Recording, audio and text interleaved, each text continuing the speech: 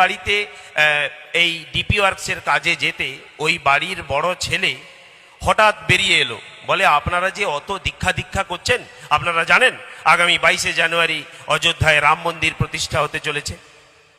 আপনারা আগে বলুন এটা নিয়ে আপনারা কি ভাবছেন? দেশে যখন হিন্দুদের উপর অত্যাচার হয় কই আপনারা তো প্রতিবাদ করেন না।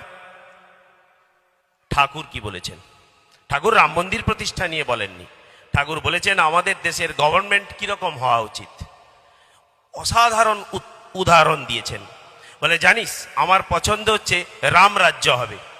সবাই আমরা বলি না ও রামরাজ্য ফিরে আসবে। ঠাকুর ব্যাখ্যা দিয়েছেন, বলে জানিস রাজাও থাকবে, পার্লামেন্টও থাকবে। ব্রিটিশদের যেমন আছে, ইংল্যান্ডে এখনো আছে, পার্লামেন্টও আছে, আবার রাজাও আছে। ঠাকুর বলছেন রাম রাজা ছিলেন, কিন্তু তার ক্যাবিনেট সেক্রেটারি ছিলেন বশিষ্ঠ। তার নির্দেশে তিনি শাসন পরিচালনা করতেন। ঠাকুরকে জিজ্ঞেস করা হয়েছে এটি কেন?